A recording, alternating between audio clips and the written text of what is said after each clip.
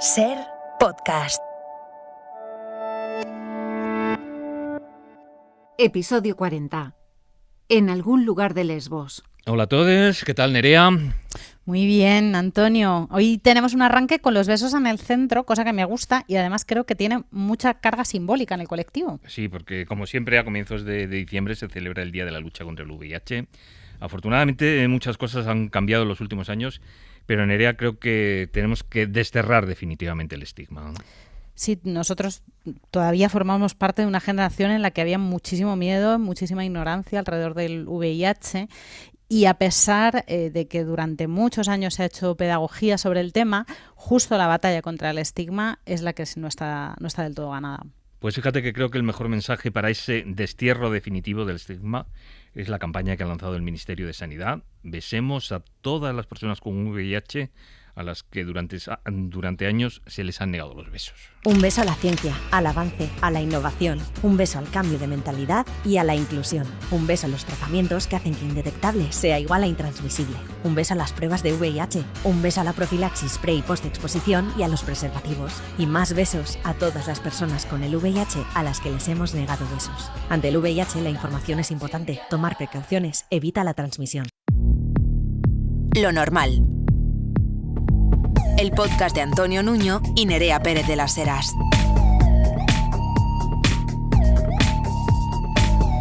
Un podcast normal.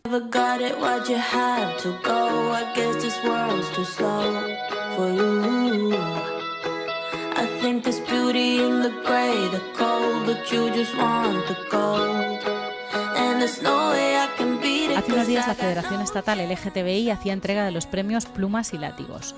Tony Quart. Se trata de la 17ª edición de estos premios que reconocen con los premios Pluma la labor de quienes han apoyado al colectivo en el último año y castigan a quienes amparan o difunden discursos de odio contra personas LGTBI. Uge Sangil, que abandonará este año la presidencia de la Federación, destacaba en el acto de entrega la importancia que ha tenido el colectivo para parar el avance de la ultraderecha. Y en el orgullo, este año, pasó algo hermoso, pasó algo que paró y que ha sido el muro de contención de que la ultraderecha no esté gobernando hoy. En el orgullo, nuestra campaña fue votamos con orgullo, pero votamos con orgullo por las personas LGTBI, por las mujeres, por las migrantes, por las racializadas, por todas y todos y todes los grupos vulnerables. Los Plumas recayeron, entre otros, en la activista bisexual Arantxa Fernández, que achacaba la concesión del premio a su perseverancia en la lucha. Yo no soy una persona famosa, no soy una gran periodista, soy una mujer más. Pero hoy me entregan este premio porque he sabido dar la bichapa como nadie. Así que voy a ser buena y voy a dar las gracias. Y voy a empezar por les olvidades. Las familias de los activistas que nos sostienen mientras luchamos. Sería imposible reconocer este premio o recoger este premio sin la ayuda de gays, lesbianas y nuestra aliada trans, porque para que una minoría pueda tener voz, una mayoría tiene que estar dispuesta a escuchar. Fueron premiados también los Ministerios de Igualdad y de Justicia por la elaboración de la Ley Trans. Poti García Rodrigo, todavía entonces directora general de Diversidad y Derechos LGTBI, agradecía también el galardón. Después de tantos años, esta vez con un sombrero diferente al sombrero activista, esta vez con un sombrero, ¿qué quieres que te diga? Un sombrero de política. En nombre del Ministerio de Igualdad recibo este premio como reconocimiento al trabajo, al duro trabajo en una legislatura de mucho esfuerzo, de mucha escucha y mucho ir de la mano con el movimiento LGTBI. La lista de las plumas se cerraba con la periodista Irán Subarela y la abogada Ángeles Blanco, a la que vamos a escuchar enseguida. En cuanto a los látigos, fueron concedidos en esta ocasión a Alberto Núñez Feijóo y Santiago Abascal por señalar y denunciar sus intentos de derogar las leyes LGTBI, por difundir y dar credibilidad a los bulos sobre las personas trans y por lanzar discursos de odio contra las personas del colectivo.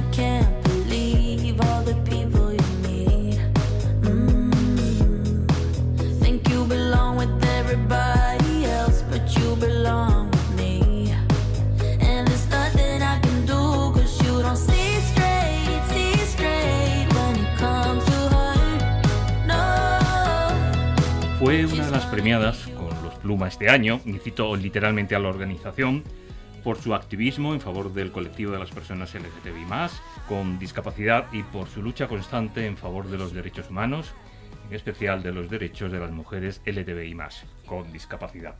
Blanco se enfrenta diariamente a la triple discriminación por ser mujer, lesbiana y por tener una pluridiscapacidad.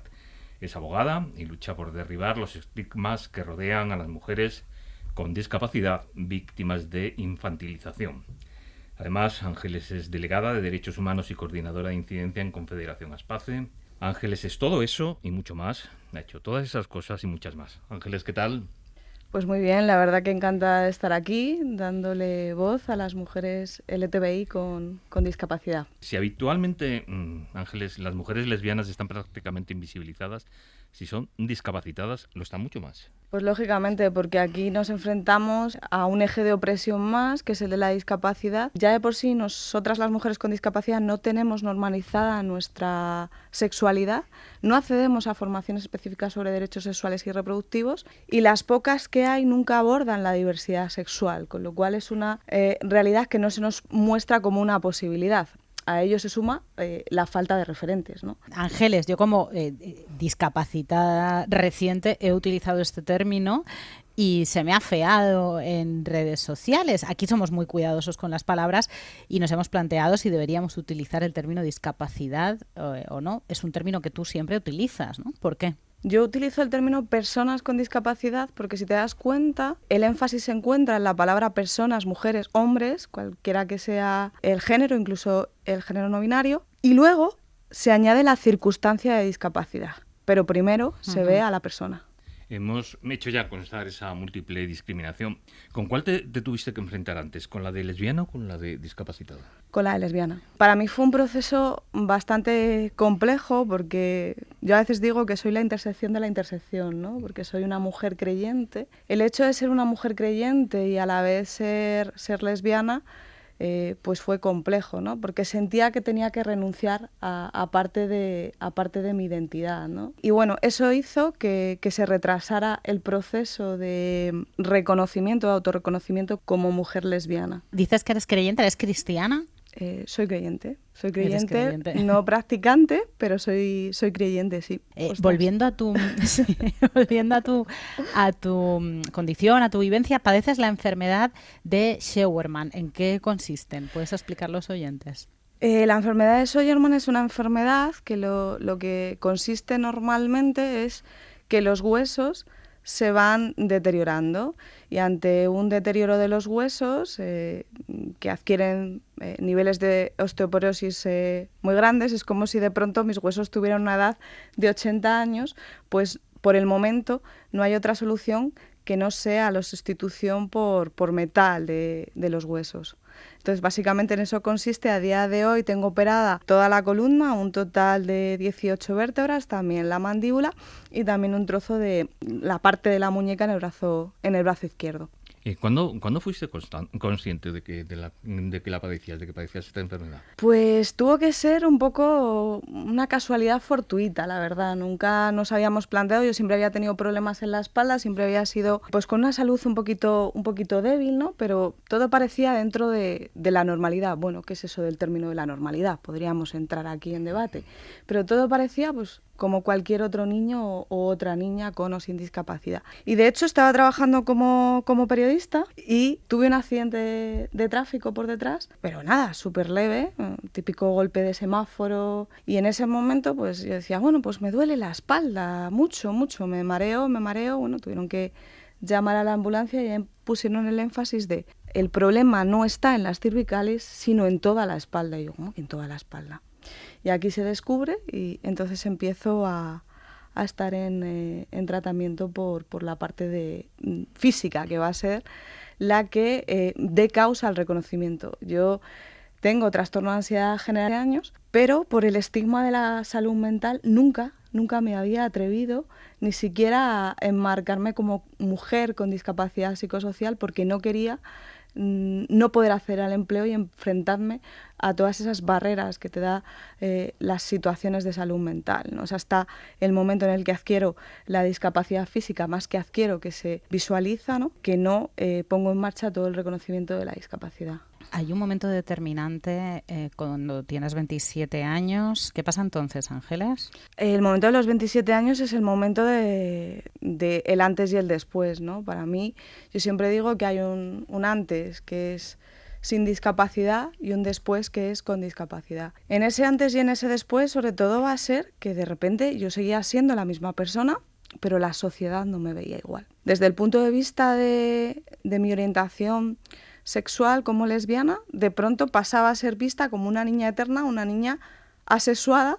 Cada vez que intentaba interaccionar con otras mujeres lesbianas, pues todo eran preguntas en la primera cita acerca de qué me pasaba, cómo iba a evolucionar eso, y todo giraba en torno a la discapacidad. O por el contrario, tenía la experiencia contraria, ¿no? De eres una mujer con discapacidad, lo visualizaba así, lo reivindicaba así, sobre todo en los canales de ligue, ¿no? Y entonces me entraban las mujeres ahí morbosas de, bueno, como eres virgen, pues quiero tener relaciones sexuales contigo para probar, para que pruebes todo esto. Y era como, por Dios, yo llevo siendo lesbiana toda mi vida y esto ahora, ¿qué está pasando, no? ¿Por qué el añadir el concepto de discapacidad me cambia la vida de esta manera, ¿no? Hablábamos hace un momento, Ángeles, y has mencionado la infantilización de las personas con discapacidad, la fetichización en aplicaciones de ligar y la romantización también. Cuéntanos un poco de esto. Bueno, la infantilización es esta idea de verdad de vernos como niñas eternas, como cuerpos que no encajan dentro de la normalidad y que por tanto no pueden ser deseables, ¿no? Y que no tienen tampoco la posibilidad de desear. Es arrancarnos esa parte y en cierto modo está todo esto vinculado a que las mujeres con discapacidad de alguna manera somos ajenas a los roles tradicionales de género, ¿no? Vamos a poder ejercer el rol reproductivo, cómo y de qué manera, en ese sentido se nos va a cuestionar mucho. Desde luego el rol del cuidado, con esa visión capacitista del cuidado, que pareciera que solo es el cuidado físico, ¿no? Pues quizá el cuidado es mucho más y sobre todo el cuidado es el cuidado emocional porque es el que construye personas, el que construye ciudadanos y ciudadanas, ¿no? Entonces las mujeres con discapacidad, al estar fuera de esos roles tradicionales de género, pues somos vistas como o no como mujeres, o no somos reconocidas en nuestra condición de mujer y desde el punto de vista de sexualidad pues somos esas niñas eternas que somos una carne que tenemos que ser cuidadas, ¿no? Desde el punto de vista del fetichismo, pues esto la verdad es muy curioso pero es muy real, ¿no? O sea, yo he tenido proposiciones del todo cuidado, ¿no? O sea, de proponerme todo tipo de actividades que ya iban más allá, ¿no? De enmascararse incluso en estas aplicaciones que sucede, ¿no? Que se enmascaran hombres, pero en nuestro caso pues con una bajo una lógica pues que roza pues la violencia, ¿no? Luego pues todo tipo de proposiciones que nos pasan un poco a todas las mujeres lesbianas, pero que aquí los tríos están como muy presentes, ¿no? Uh-huh. Bajo esta lógica sobre todo de que nos van a descubrir el mundo de la sexualidad, ¿no? Porque además nos tutelan, ¿no? Esta sexualidad, uh-huh, como nosotros no la tenemos, pues hay que descubrirla, ¿no? Y la romantización de la discapacidad es algo que a mí me interesa mucho porque a veces es esta idea de las personas con discapacidad, pues superhéroes, ¿no? Que superan cosas, uh-huh, como si hubiera que superar cosas, ¿no? No hay que superar, lo que hay es que vivir, porque al final yo tengo la lógica o la perspectiva de que en el fondo todas las personas tenemos una discapacidad o una enfermedad degenerativa, como yo digo y dije en el discurso de recogida de los premios Plumas, solo que no lo sabemos, ¿no? Dicho esto, cuando pasa ese algo, es una putada. Uh-huh. Y hay que verlo y analizarlo desde ahí. Hablas de esas putadas, hablamos antes de los obstáculos. Pero es que de repente leemos tu biografía y nos encontramos con un obstáculo más. Y es que has sido también víctima de un delito de odio. ¿Qué pasó, Ángeles? Pues es uno de los episodios más dolorosos de mi vida, no el único. Pero yo había estado en una zona donde se congregaban los grupos neonazis con una mujer y pues nos habíamos estado dando el lote. las mujeres lesbianas podemos darnos el lote y debemos darnos el lote en la calle, ¿no? ¿Qué pasa? Que yo volvía a casa pues pasados no muchos días después, a las 7 de la mañana, y de repente pues un grupo de neonazis, 3 hombres y una mujer, me esperan a la salida del metro, se esconden en una zona que no era nada visible, cerca de un aparcamiento, pero al lado de una pared, y en el primer golpe pues ya estoy en el suelo. Desde ahí pues todo tipo de patadas, utilizan objetos, incluso llegan a orinarme encima. Y es delito de odio además porque es por mi condición, por mi orientación sexual. Me llaman pues mamarracha, lesbiana de mierda, te vamos a matar, en fin.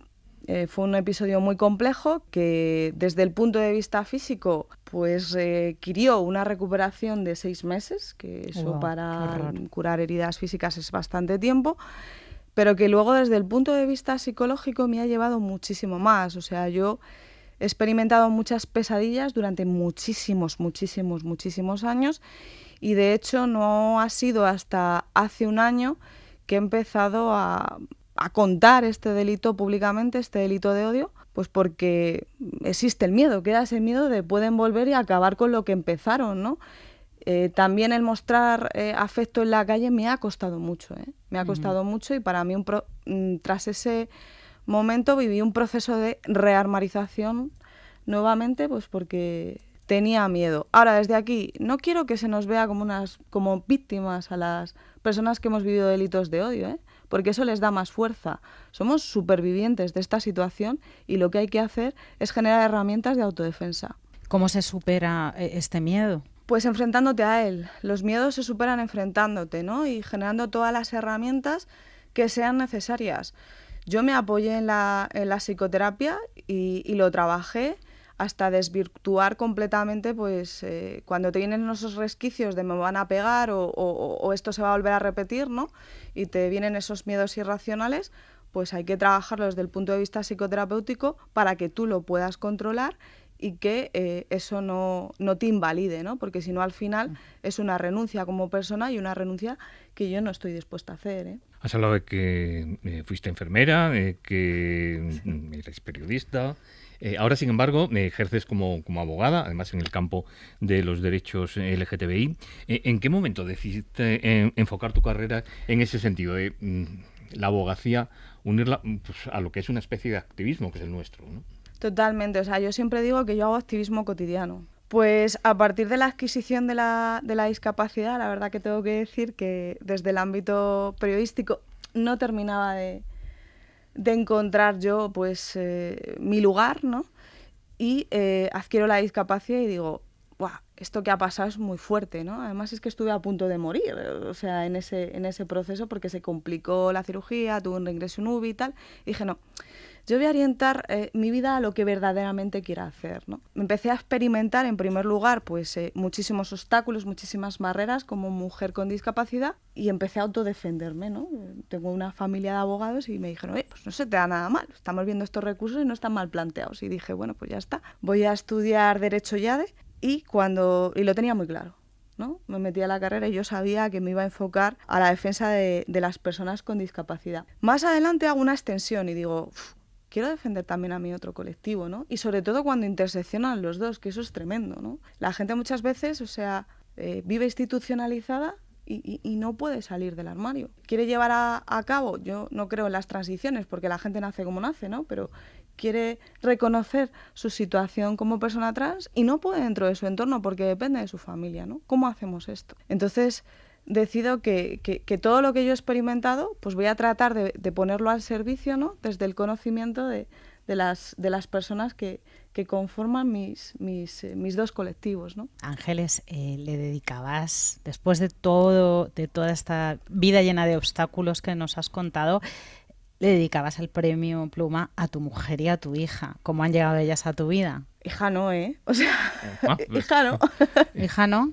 No tengo hija, de hecho eso es un melonazo, porque como mujer lesbiana con discapacidad, yo como mujer no puedo ser madre biológica porque mi salud me lo impide. Date cuenta que tengo intervenida, pues eso, muchos huesos y no podría gestar. Como mujer feminista me niego a explotar, lógicamente, el cuerpo de otra mujer. Y como mujer lesbiana ya sabéis que los procesos de adopción están cerrados desde el punto de vista de la adopción nacional desde hace muchos años, y desde el punto de vista internacional, si sobre todo te visibilizas como mujer lesbiana con discapacidad, te queda un país al que poder recurrir para adoptar, con lo cual es un proceso muy complejo. Con lo cual la maternidad es una de las luchas que emprenderé, pero tengo que estar fuerte para ello. Así que sí se lo dedico el premio Plumas a la mujer de mi vida, pero no a mi hija, porque no la tengo, aunque sea un deseo que tengo yo ahí.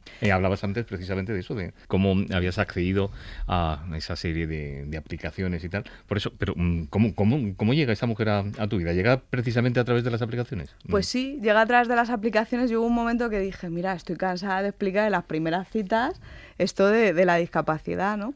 Hubo una de ellas que hice un ejercicio con ella, porque claro, yo le expliqué todas las circunstancias de discapacidad, os prometo que fueron 3 horas explicándole mi discapacidad, que yo decía, madre mía, tanto da de sí, si yo hay cosas que no sé, que esto es una enfermedad rara.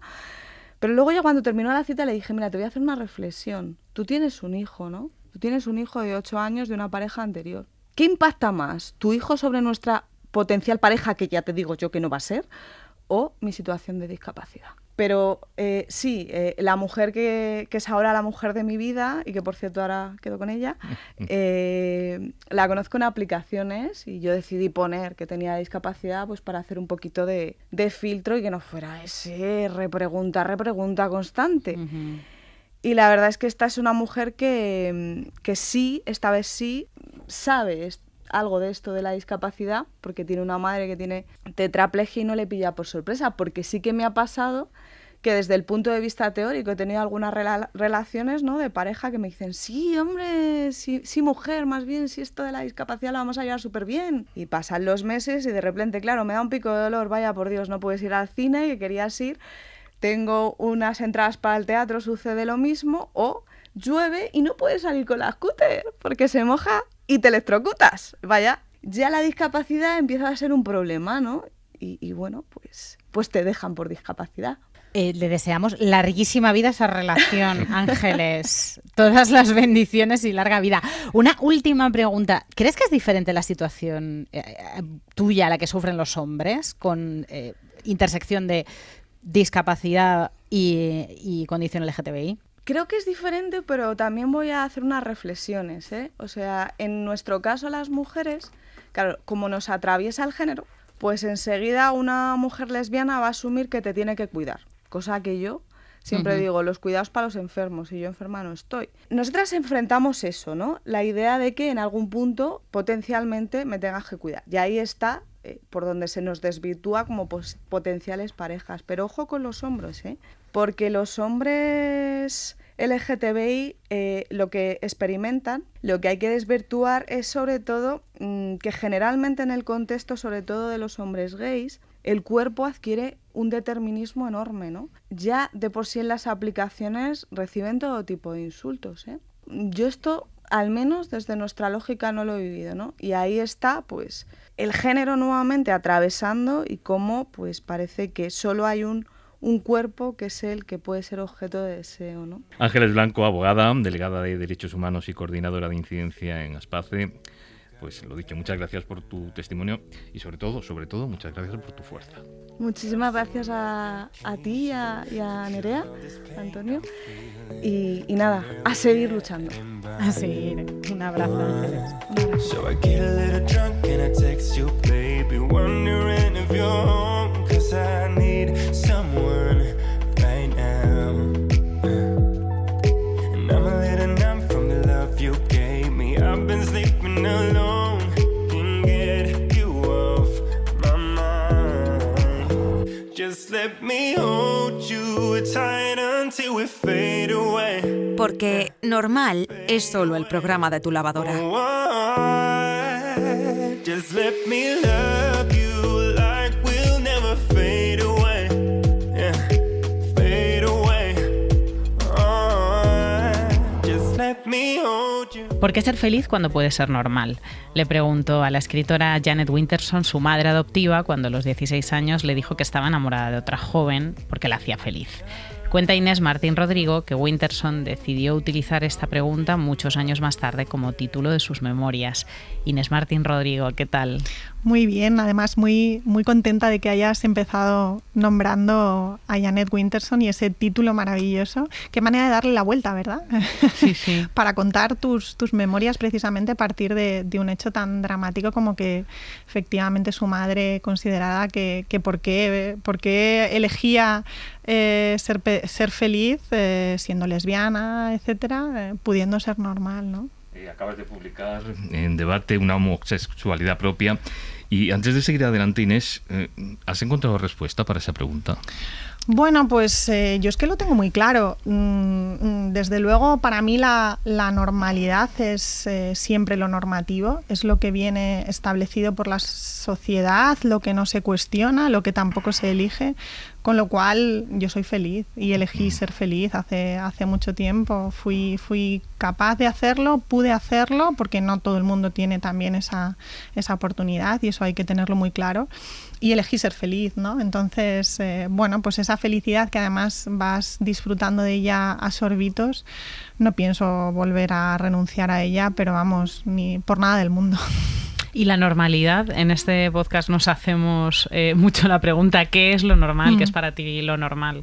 Para mí lo normal, yo me gusta más utilizar lo natural, ¿no? O sea, porque al final lo normal son esos moldes, ¿no? Lo normal son esas etiquetas, lo normal son esos contornos que dibujan para ti, además, desde muy pronto, y en el momento en el que tú te sales de ese contorno, por lo que sea, pues porque no cumples con los estándares de lo que se supone que es lo femenino o lo que se supone que es lo masculino, que habría que preguntarse qué es lo femenino y qué es lo masculino, pero bueno, en el momento que, como digo, te sales de esos moldes, te condenan a los márgenes, ¿no? A vivir en los márgenes de una sociedad que solo acepta efectivamente lo normal, ¿no? Yo me rebelo contra esa normalidad y bueno, pues de ahí también un poco ese libro. ¿Consideraste durante mucho tiempo que eras un bicho raro, que lo que te pasaba a ti no le pasaba a nadie más? Claro, y yo creo que, bueno, la infancia yo no creo que sea un paraíso, ¿eh? Yo creo que esta idea de la infancia como paraíso y la infancia como un lugar esplendoroso y mágico en el que solo hay hadas y unicornios, creo que debemos desterrarla del imaginario colectivo por el bien de precisamente los niños y las niñas, ¿no? Entonces es cierto que yo creo que todos en algún momento de nuestra infancia nos sentimos bichos raros, ¿no? Porque es imposible que alguien encaje 100% en ese molde del que hablábamos antes. Pero es verdad que yo lo que sentía era una extrañeza muy profunda, porque sentía que no formaba parte del grupo, que no pertenecía a ese lugar que habían elegido para mí, ¿no? Que no me sentía identificada con nada de lo que me rodeaba, ¿no? Entonces sí, claro, era un bicho raro, era una persona, bueno, una niña pues solitaria, era una niña muy tímida, muy introvertida, que poco a poco se fue haciendo su propio universo, fundamentalmente literario, fundamentalmente a través de las historias que leía en los libros, porque solo allí se sentía protegida y refugiada. ¿Por qué decides escribir este libro y exponer tu intimidad de manera tan clara? ¿Por qué lo decido? Porque lo necesitaba. Responde a una necesidad vital de contar y de contarme y de explicar y de explicarme, ¿no? También es cierto que es un libro que llega en un momento muy particular y muy concreto de mi vida, después de 2 años muy especiales y muy bonitos para mí en lo literario y en lo profesional, pues después de ganar el premio Nadal, etcétera, etcétera. Y es posible que gracias a todo eso, a esa revolución que vivo en mi vida, me sienta lo suficientemente segura, no valiente, sí segura para poder afrontar la escritura de un libro tan, bueno, pues digamos tan salvaje, si quieres, en lo íntimo como este. Fíjate, lo hablábamos antes fuera de antena. ¿Has querido ofrecer o regalar algunos referentes para que a las generaciones actuales no les pase lo que nos pasó a nosotros, que no tuvimos esos referentes? Claro, porque al final, fíjate que los libros que leemos, las novelas que decidimos, que escogemos, las películas que vemos, ¿por qué lo hacemos? Porque buscamos sentirnos identificados, ¿no? Esa empatía que tú buscas, provocar cuando, en mi caso, por ejemplo, escribo una novela o escribo un libro. También cuando vamos a ver una película o cuando leemos ese libro, la buscamos, ¿no? En realidad se trata de la necesidad de existir, ¿no? De sentir que de algún modo sí existimos, ¿no? Hay más gente que es como nosotros, que eso tiene mucho que ver con la otredad y con el sentirse un bicho raro que hablábamos antes, ¿no?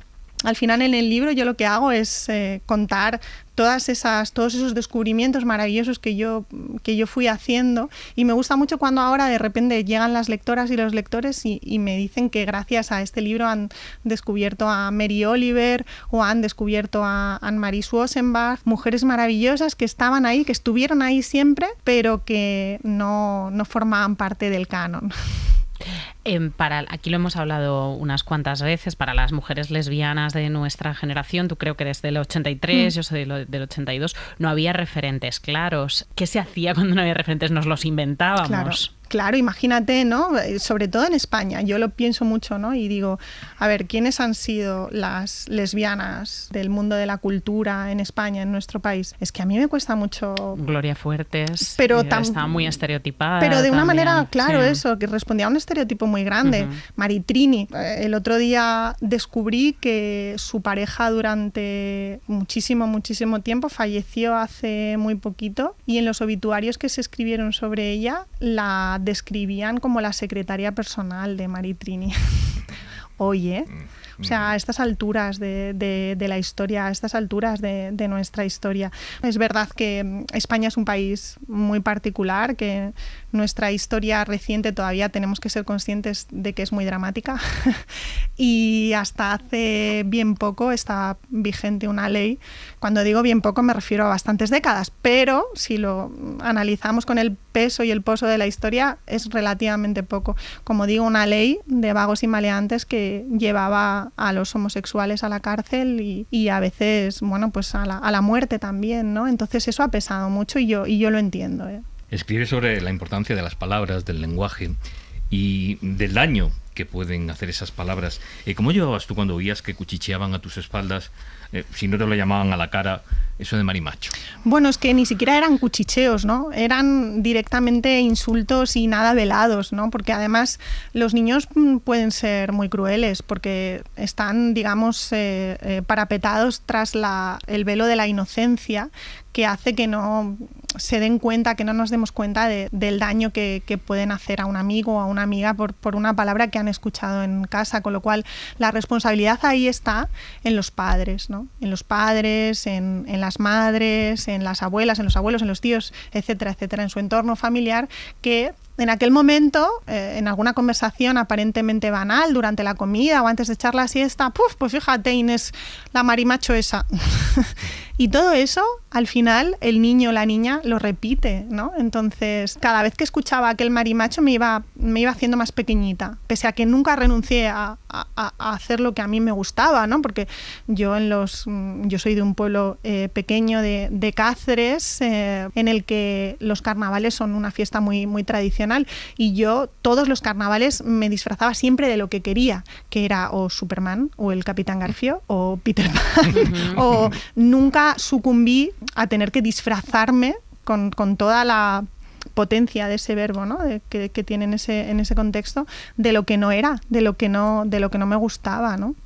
¿Hasta qué punto todas esas preguntas que pululaban en tu cabeza desde muy niña sobre tu sexualidad pudieron influir en que terminaras padeciendo un trastorno de alimentación, una anorexia? Claro, al final, en mi caso concreto, digamos que se da una circunstancia dramática añadida, que es la muerte de mi madre, ¿no? Mi madre muere cuando yo tengo 14 años, después de un cáncer. Bueno, ella muere con 41 años y a mí eso... me parte la vida en dos, ¿no? Me la rompe por la mitad, se acaba una vida y está a punto de acabar también la mía, ¿no? Entonces es cierto que a raíz de la depresión en la que yo caigo, pues enfermo de anorexia. Lo que sucede es que con el paso del tiempo yo también he llegado a la conclusión o he sido capaz de reflexionar, de armar un discurso lo suficientemente sólido como para entender que la relación con mi cuerpo, desde el punto de vista estético, estaba marcada ya. Desde mi infancia, si quieres, ¿no? Yo era una niña que no me quería, no le gustaba la relación que tenía con su cuerpo, y eso es posible que tenga explicación en esa otredad que yo experimentaba desde pequeñita, ¿no? Pues fíjate lo importante que es, en este caso y en tantos otros, una educación sexual en este caso, claro, ¿no? Que enseñe a niños y a niñas que no son bichos raros porque les gusten las personas de su mismo sexo, ¿no? Que aprendan a quererse, ¿no? Sí, no, pero incluso no solo desde el punto de vista de la homosexualidad, ¿no? Yo creo que también desde el punto de vista de la heterosexualidad, lo importante que es una educación sexual adecuada, libre, digamos que sin ataduras, sin el peso de la culpa. Lo que sucede es que, claro, volvemos otra vez a la historia de este país, ¿no? La educación católica con ese peso de la culpa, del pecado, que nos ha marcado también a muchas generaciones, ¿no? Y que ha hecho que no tengamos una relación sana con el sexo, no tengamos una relación sana con nuestra propia orientación sexual, y que si eso ya supone un problema cuando eres heterosexual, imagínate cuando eres homosexual, cuando eres una mujer trans, etcétera, etcétera, ¿no? O sea, el cortocircuito que se puede producir, que se produjo, desde luego, en mi cabeza para tratar de asumir que aquello que yo estaba experimentando, que estaba sintiendo, no solo no era pecado, sino que, volvemos otra vez a lo de Jeanette Winterson, me hacía feliz, ¿no? Y tenía derecho a ser feliz. Adentrándonos en el terreno de la ficción sobre parejas homosexuales es excesivamente dramática. Faltan finales felices de lesbianas, de bisexuales, de gays. Sí, es que todo es siempre un drama, ¿no? O sea, cuando hay un final feliz en una historia protagonizada en una historia de amor protagonizada por dos personas homosexuales, es una excepción, ¿no? Sobre todo en el caso de las mujeres, porque además se ha repetido como patrón en la ficción, sobre todo en la cinematográfica, pero también en la literaria, que cada vez que dos mujeres establecían una relación sexual amorosa, siempre era porque una de ellas, normalmente la más masculinizada o con rasgos más masculinos, aparecía de pronto en la vida de la otra mujer que tenía una familia maravillosa y unos hijos estupendos y un marido que la hacía feliz y la colmaba de parabienes, y aparecía en su vida para arruinársela y la llevaba por el camino de la perdición y de la oscuridad y la perversión, sobre todo, porque esto es una cosa que no se ha comentado mucho, por lo menos, y es como el sexo entre mujeres siempre se ha asociado, o por lo menos desde mi punto de vista, en la ficción con la perversión, ¿no?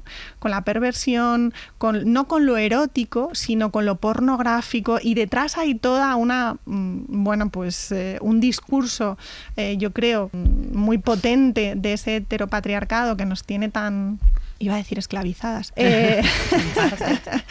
que yo creo que sería interesante que algún día lográramos revertir, ¿no? y que demostrar que el sexo entre mujeres es igual de romántico que el sexo entre un hombre y una mujer, y creo que es importante que eso se vaya trasladando cada vez más a las ficciones que creemos, a las ficciones que escribamos.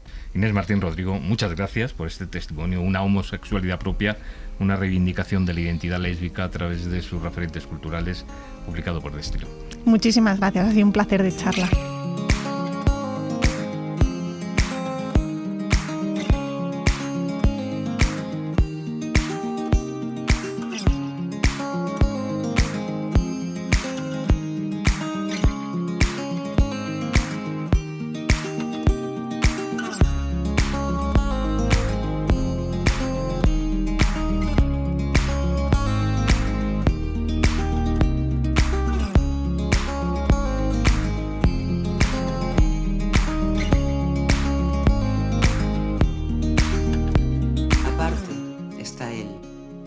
Él.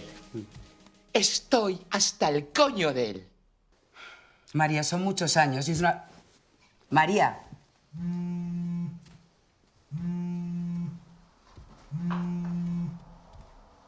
Venga, coge el teléfono, cógelo. No tienes ni puta idea. No sabes el asco que me da pensar que cada noche duermes a su lado. ¿Y qué te toca? Despierta es la historia de amor de dos mujeres que ya han pasado de los 60 años. El corto se sitúa en un momento delicado de la relación, aquel en el que una de ellas quiere dar un paso adelante y la otra prefiere que las cosas sigan como están. Cecilia Gesa es la directora de Despierta y Mónica Bardem es María, una de sus protagonistas. Cecilia, Mónica, ¿qué tal? Hola. ¿Qué tal? Hola, muy bien. Cecilia, ¿hasta qué punto determina la edad la historia que nos cuentas en Despierta? Pues yo creo que para mí toda. Para mí era, y desde el comienzo, quería contar esta historia ya hace unos años, pues la sexualidad de personas de más de 50 años, literalmente. O sea, porque hay veces que da la sensación que no existe nada más que la gente joven, ¿no? Y somos muchos y muchas las que estamos ahí, ¿no? Entonces me apetecía contar también lo que viene siendo darse esa nueva oportunidad de poder volver a sentir amor, pasión, esas mariposillas en el estómago, ¿no? Esa como segunda oportunidad para poder volver a probar cosas nuevas, ¿no? A emocionarte, a ilusionarte. La relación que nos muestra sería muy distinta si fuera protagonizada por una pareja heterosexual o por una pareja gay. Bueno, a nivel sentimientos, igual sí, igual no. Quiero decir, en este caso hay dos mujeres que se enamoran y hay una que sí apuesta por ser fiel a sí misma, digamos, ¿no? A enamorarse al 100%, darlo todo, dejar a su familia, digamos, a su marido de toda la vida, al cual ya no quiere. Sin embargo, el personaje de Ana no quiere dejar su relación por no perder ese estatus, por no tener que confrontar esa bisexualidad a esas alturas de la vida, ¿no? Por no tener que confrontar a su marido, a sus hijos, a todas las personas que conforman, digamos, su día a día, ¿no? Para mí es menos valiente. Sin embargo, el personaje de María, interpretado por Mónica, decide ser fiel a sí misma y darse esa oportunidad de volver a renacer. Mónica, ¿María es de algún modo la otra?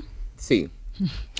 Cuando Ceci me habló de este proyecto, a mí me fascinó la idea, primero, que fuesen dos mujeres, porque creo que es una historia que se ha tratado muchas veces en el cine y bueno, que está en la vida, pero sobre todo suele estar representado por un hombre acomodado que no quiere romper su familia y tal, y una mujer que espera, la otra. Que fuesen dos mujeres me parecía muy importante, pero no lo más importante. Esto es una historia de amor y de desamor, de comunicación y de incomunicación. Me interesó también muchísimo la edad de las protagonistas, esa bocanada, ¿no?, que se da y que además yo voy a cumplir los 60 y tengo capacidad plena para amar y para enamorarme y no quiero ser invisible emocionalmente.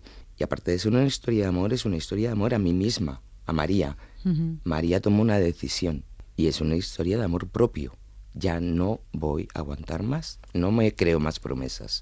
Bueno, y la presencia del placer, ¿no? Sí. El corto empieza con un encuentro sexual, con el cuerpo, con el juego, con la cama. Eso es muy extraño de ver también en cine, en audiovisual en general, en series. Sí, la verdad es que fíjate que precisamente para poder mostrar a estas dos mujeres de verdad, o sea, con sinceridad, tenían que estar en un ambiente y en un lugar muy íntimo, muy personal. Todo al final hace un escaparate muy bello, ¿no? Que yo necesitaba también que hubiera belleza, ¿no? Aparte de sensualidad, amor, sexualidad, y la sexualidad además es que es súper normal, o sea, es que tendríamos que normalizar y visibilizar más la sexualidad desde este punto tan relajado, ¿verdad? Cuéntales cómo fue ese momento. Hay muchísima química en la escena de la bañera. Sí. Pero es que es Estáis increíble. pasando pipa. Sí. O sea, estábamos muy a gustito. Sí. Ceci también por protegernos un poquito del posible pudor que tuviésemos las actrices, había comprado unas bombitas de estas de espuma que por supuesto duraron 1 minuto y medio. Entonces ya no había espuma. Yo soy muy pudorosa con mi cuerpo. No en el ámbito profesional, porque entiendo que todos los técnicos y todos los que estamos allí estamos trabajando, pero bueno, yo tengo mi relación con mi cuerpo. Llegó Lali, que es libre, y de repente yo me agarré a esa estela, a ese cometa de libertad, porque Lali de repente dijo, bueno, si se ve un pezón, se ve un pezón, o sea, ¿cuál es el drama? Estas mujeres no pueden estar pendientes de eso.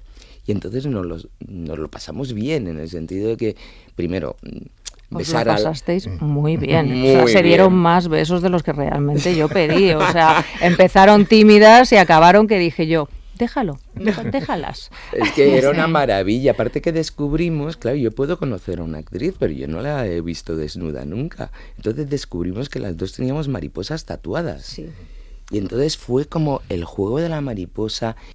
Buscamos cuándo no la hicimos. O sea, una complicidad en que esa mariposa fue un acto, las dos, de tatuarnos, que no es verdad, cada actriz se ha tatuado su mariposa en su momento, pero buscar esa parte de la historia que nos faltaba y llenarla, y bueno, besar a Lali es muy fácil. Hay una sensación de, sobre todo en tu personaje, de la vida se nos va de las manos, ¿no? Estamos, allá hay urgencia de vivir la vida que queremos vivir, y eso está presente en el acto mismo de estar dentro del armario. Estar dentro del armario es una vida robada por la sociedad, por la mirada de los demás, por las familias. ¿Es tu enfoque, fue tu enfoque a la hora de construir el personaje? Yo lo que sentía era una ternura por María. Yo he sido María en otras situaciones de mi vida, creo que hay muchas Marías. Ceci nos había hablado que, aunque eso no se nota en el corto, hay una antigüedad de esta relación. Esta relación puede llevar 6-7 años. Yo he apostado por vivirla, me he separado, nuestros hijos están criados. ¿Por qué no das el paso? ¿Por qué Ana no da el paso? Y eso me parecía muy importante. Es un acto de valentía y de se me va la vida y te amo, pero no puedo seguir manteniendo esta mentira. Y cómo todo eso se transforma al final y lo que parecía algo idílico acaba siendo determinante, ¿no?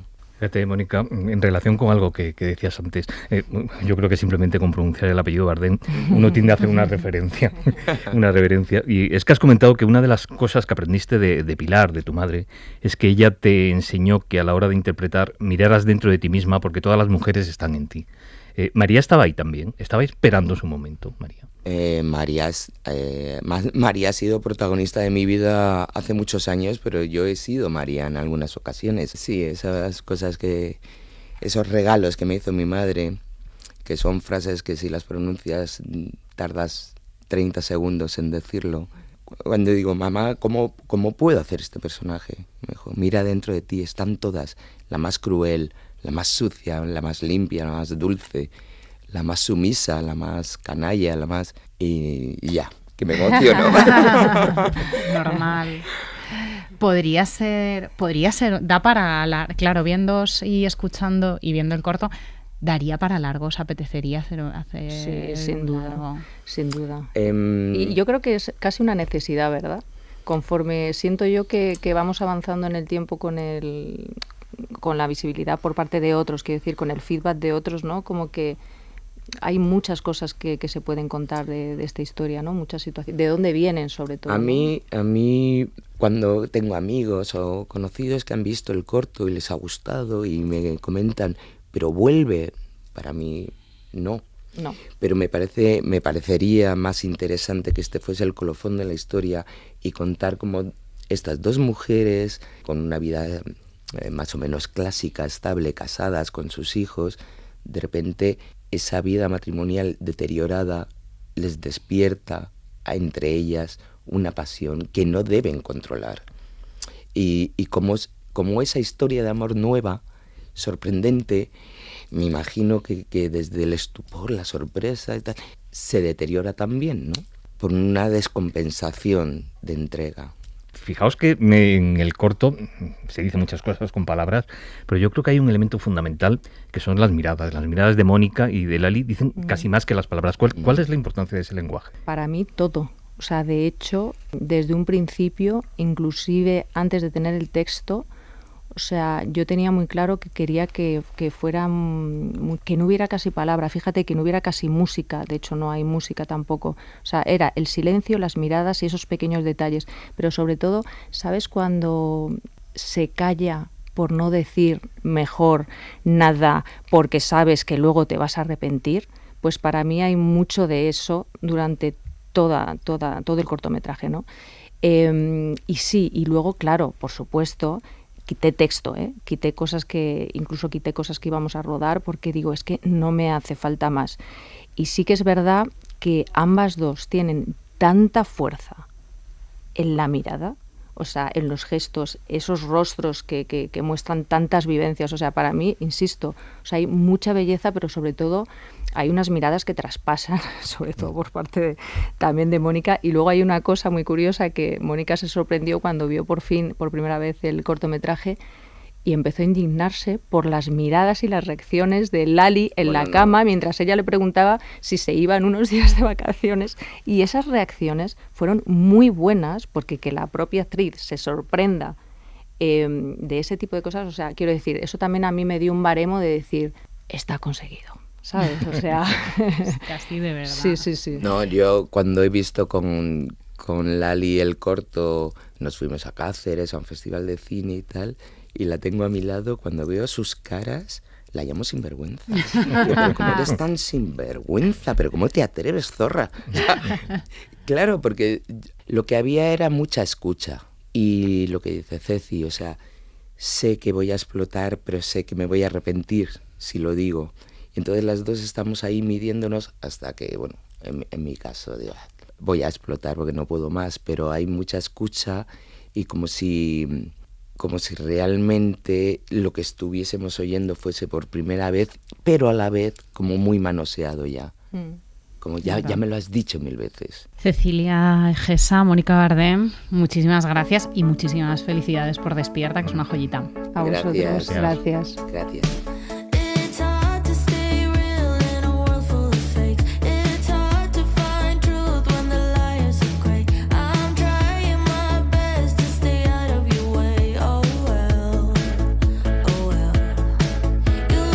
Hace unos días fallecía Jerónimo Saavedra. Fue 2 veces presidente de Canarias y varias veces ministro, pero sobre todo fue uno de los primeros políticos en salir del armario en nuestro país. A él le ha dedicado esta columna nuestro amigo y compañero de Ser Las Palmas, Javi Rodríguez.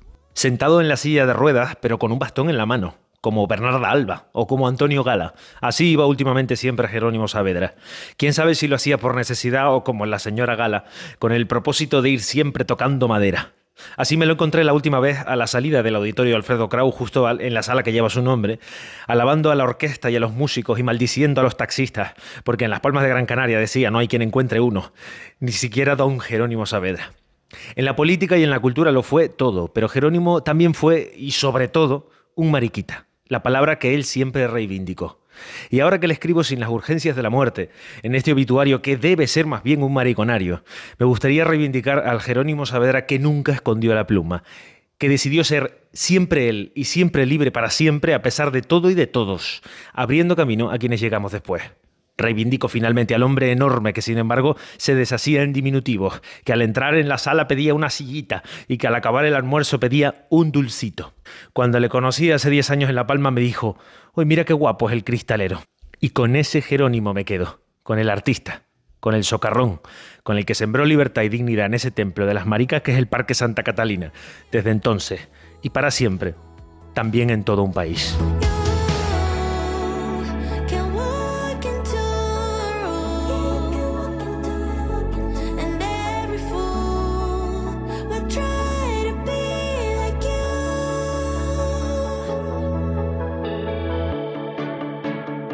Y hasta aquí hemos llegado, ya hemos llegado a los 40, Antonio. ¡Qué ganas! La mejor década. 40. Sí, la mejor década sin ninguna duda. Oye, bueno, antes de despedirnos, queríamos hacernos eco de la carta de 400 madres de niños, niñas y adolescentes trans que hacían llegar al país hace unos días para que el gobierno de la Comunidad de Madrid, que no las ha querido recibir, escuche sus peticiones en relación con la reforma de la ley trans. Entre otras cosas, estas madres dicen, refiriéndose a sus hijas, nos duele que dejen de ser personas para usted y que pasan a ser los transexuales. Nos duele pensar que cualquier docente puede humillarles dejando de utilizar sus nombres sentidos. Nos duele que los menores de 14 años que no tienen DNI no tengan derecho a cambiar el nombre en sus notas, carnés de biblioteca o abonos de transporte. Y continúa, nos duele que ya no se proteja a todas las personas trans en los protocolos de acoso, nos duele que se eliminen los planes y estrategias educativas en diversidad y educación sexual, nos duele que quieran volver a tratar a nuestra infancia y juventud como personas enfermas a las que tiene que validar un examen mental. Podríamos seguir porque son muchas las reclamaciones que hacen estas madres y desde luego esperemos que sean escuchadas. Nosotros despedimos este episodio número 40 en compañía de Lidia Payo, José María Sendra, Rocío Sánchez Llamero y Pablo Palacios. Hasta pronto, Nerea. Hasta pronto, Antonio. A por los siguientes 40. A por los siguientes 40. Lo normal es una producción de Ser Podcast. Dirección y presentación, Antonio Nuño y Nerea Pérez de las Heras. Guión y producción, Tony Cuart. Realización, Alejandro Fernández.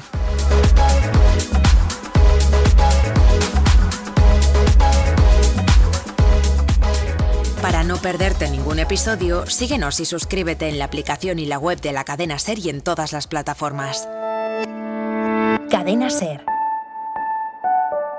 La radio.